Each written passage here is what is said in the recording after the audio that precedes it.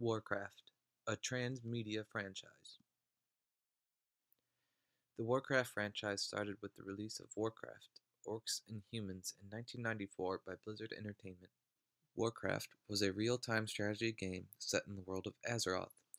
Players followed either the campaign of the Orcs to invade that world, or as the humans that fought to defend it. It was a simple story with a simple premise that would grow into an epic story with an intricate and complex background. The second game in the series, Warcraft II: Tides of Darkness, was released the following year in 1995. It won multiple awards and was well received by the gaming community. Interest in the game and its lore began to grow as new and interesting characters were added to the game.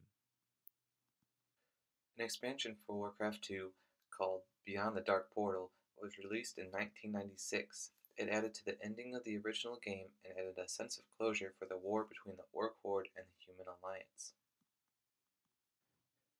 According to Jenkins, for something to be considered a part of transmedia, it must unfold across multiple media platforms, and with each new entry creating a distinctive and valuable contribution to the whole. Until this point, the Warcraft universe was completely contained within the two games and the expansion.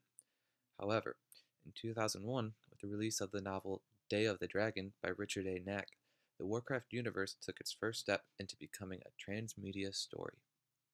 Day of the Dragon took several elements and characters from the second game and its expansion and greatly expanded the backstories and lore of the universe. This is important because, as Jenkins writes, each franchise entry needs to be self-contained. This way, someone who has never played the games is able to pick up the book, read it, and know what is going on. So, if someone only read Day of the Dragon, there would be a complete and self-contained story for him or her to enjoy. For example, a minor character who is barely discussed outside of the encounter with him in Warcraft 2 is the main antagonist of the book Day of the Dragon. This character, a dragon named Deathwing, becomes one of the most well-known and dangerous villains in the Warcraft universe.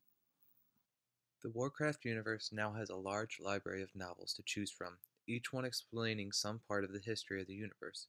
You can read how the world of Azeroth was shattered in the War of the Ancients series, or about the dragon aspects in the newest series of stories that came out this year. Warcraft really took off with the release of Warcraft 3, Reign of Chaos, and its expansion, The Frozen Throne. These were fully voiced, highly cinematic adventures in a world that was becoming more and more fleshed out. A fan base had been formed that had deep knowledge of the lore and was excitedly involved in it through fan fiction and lore discussion forums.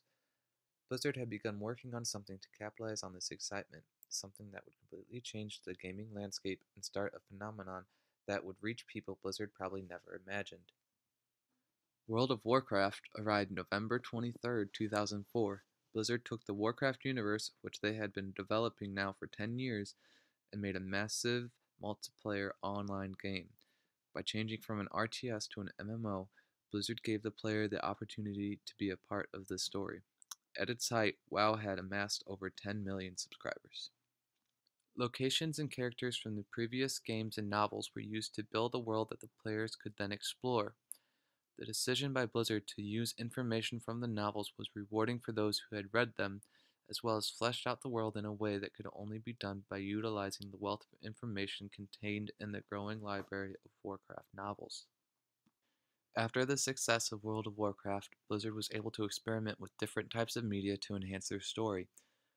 First, a three-part manga series called the Sunwell Trilogy was released in 2005. Information and characters from this manga were used during the first WoW expansion, The Burning Crusade. In 2007, a Warcraft comic was started. The comic followed a parallel story with the events of The Burning Crusade and lasted for 2 years and reached 25 issues. Lastly, a World of Warcraft movie has been in development since as early as 2006, but it is finally about to start filming in 2014 with a 2015 release date set. This movie is said to be based on one of the Warcraft novels, but that can only be considered a rumor at this point. Grassroots aspects of Warcraft, most notably, revolve around fanfiction, fan machinima, and fan-made comics. There is also a large section of the community focused around artwork and cosplay. Over 600 entries of fan fiction can be found on the website fanfiction.net. Some of these are short stories, and others are full-length novels. One, called Of Blood and Chaos by the user Dagonian, is 36 chapters and almost 230,000 words. Another example, an online comic strip called Dark Legacy Comics became popular by making parodies of Warcraft characters and making comics about funny things that happened in WoW. Overall, the success of World of Warcraft helped propel the franchise. However, the use of different forms of media has helped Blizzard create an interesting, large, and complex world that is followed by millions of fans. Thanks for watching.